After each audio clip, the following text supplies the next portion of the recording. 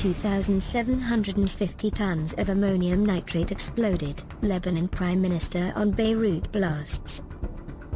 About 2,750 tons of ammonium nitrate were stored in the Beirut port warehouse that exploded Tuesday, devastating large parts of the Lebanese capital, Prime Minister Hussein Diab said. It is unacceptable that a shipment of 2,750 tons of ammonium nitrate has been present for 6 years in a warehouse, without taking preventive measures, he said at a Defense Council meeting, a spokesman told a press conference. It is unacceptable and we cannot remain silent on this issue. Rescuers worked throughout the night and into Wednesday morning scouring Ground Zero for survivors after the cataclysmic blast that has wrecked entire neighborhoods in the Lebanese capital. The scale of the destruction was such that the capital resembled the scene of an earthquake, with thousands of people left homeless and thousands more cramming into overwhelmed hospitals for treatment. Beirut's governor, Marwan Aboud, broke into tears as he toured the blast site. Beirut is a devastated city, he said. Marwan Ramadan was 500 yards away from the port but was still blown off his feet by the blast. It was a real horror show, he said. I haven't seen anything like that since the days of the war. Bloodied, dazed and weeping residents wandered through Beirut into the night, surveying the ruins around them. 15 years of civil war had numbed them to blast damage, but even they had seen nothing like this. We've had some dark days in Lebanon over the years, but this is something else, said Rami Rifai, the 38-year-old engineer, speaking from a hospital where his 2 daughters were receiving treatment after sustaining cuts despite being half a kilometer from the seat of the blast. We already had the economic crisis, a government of thieves and coronavirus.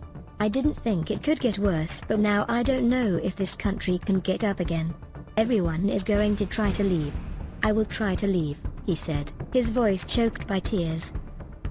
In the areas closest to the port, the amount of destruction caused by the long years of civil war between 1975 and 1990 was achieved in a second by a blast that leveled buildings within a radius of several hundred meters. One resident of Marmikau, one of the most affected neighborhoods, said she saw bodies strewn in the middle of the street, apparently thrown off balconies and rooftops by the blast.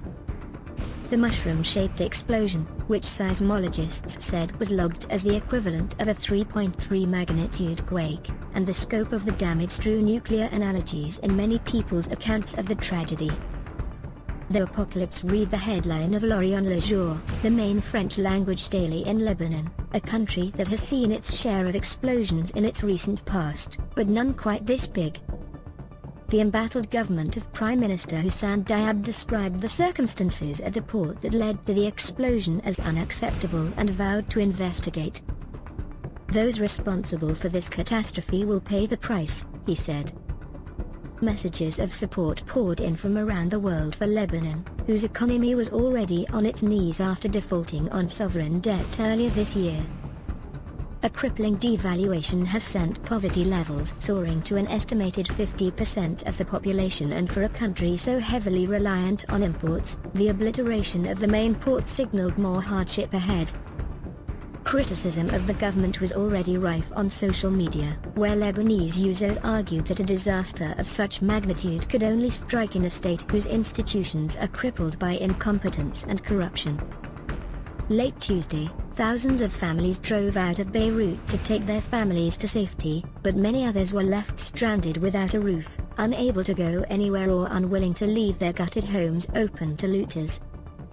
The rescue effort was slowed at night by the lack of electricity, which was already intermittent at best in much of the city before the explosion.